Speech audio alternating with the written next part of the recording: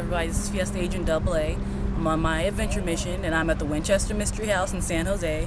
And as you can see, it's a massive house, and I'm going on both tours, so we'll see what's in here. Got some crazy staircases that go to ceilings and doors that open to nowhere. There's an awful lot of weird things in the house, such as this right over here. This door, not you, ma'am, sorry. Right here we have a beautiful door that opens to a wall.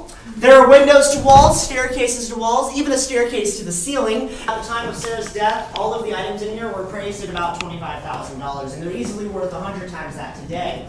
All of the stained glass is purchased through the Tiffany Glass Company of New York. This includes the centerpiece, which was personally designed by Sarah herself. It contains her two favorite spiritualistic designs, the spider web, as well as the number 13.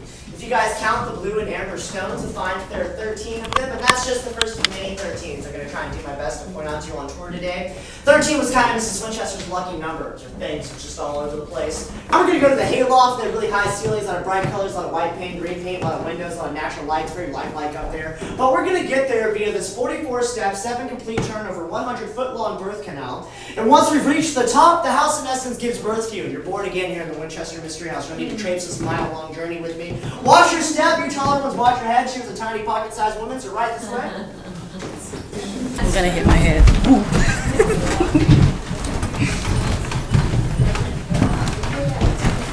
Oh my gosh.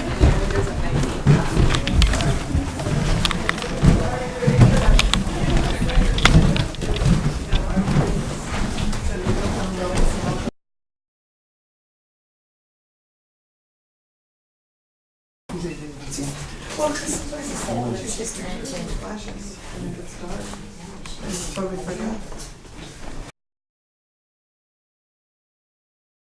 She remained in mourning for the rest of her life and never recovered from the deaths of her family. Then in 1884, she bought an unfinished 8-room farmhouse 3 miles west of San Jose, hired a team of carpenters, and began to build. And construction went on for 24 hours a day, 7 days a week, for 38 years straight, no holidays whatsoever, all ultimately costing about $5.5 million. But all of that quietly came to a stop on September 5th, 1922. That's when Sarah was found in this room by one of her servants. She had died in her sleep of heart failure, and she's buried in Evergreen Cemetery in New Haven, Connecticut with her husband and daughter. It's a very strange, scary, darkly lit, mysterious room I'm about to lead you all into. There's also no latches or hardware, knobs, or anything like that on the side of the door, so if you go through this door and it closes behind you, you're not coming back this way. Who would like to go first? The building right outside, it was later used for storage and servants' quarters. You get a better look at that on behind the scenes and you learn more about the calcium carbide gas heating and lighting. But the sink right over here with its beautiful marble countertop, the sink itself was painted in Venice, Italy, and it of course arrived with 13 overflow drain holes over there on the right side. And if you're still hankering for more 13, I promised you, 13 more coat hooks off in that little closet right over there. Whenever you finish counting either of those to your satisfaction, follow me up here into the Oriental bedrooms. If you went down those first 7 steps, turned right, took the next 6 down, which is 13, you'd be on the first floor. Does it sound confusing? Yeah. Alright, let me try to simplify it for you. Just remember this anytime you encounter the 7-Eleven staircase and you'll be groovy. And that's you must go up to go up to go up, go down to go up to go up, go down to go up to go down, go down to go down to go down. I think you guys got it. We're going to head to the linen rooms now via the South Conservatory. This is the room with the most windows in the house, one of which is in the floor, so I'll watch your step.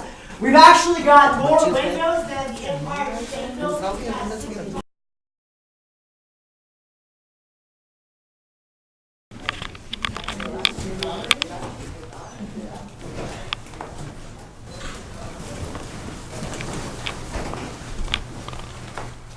So today this window is priceless, but at the time it cost about $1,500. And if direct sunlight were to hit this window, the little crystals in there would act as prisms, casting beautiful rainbow light patterns all throughout this room.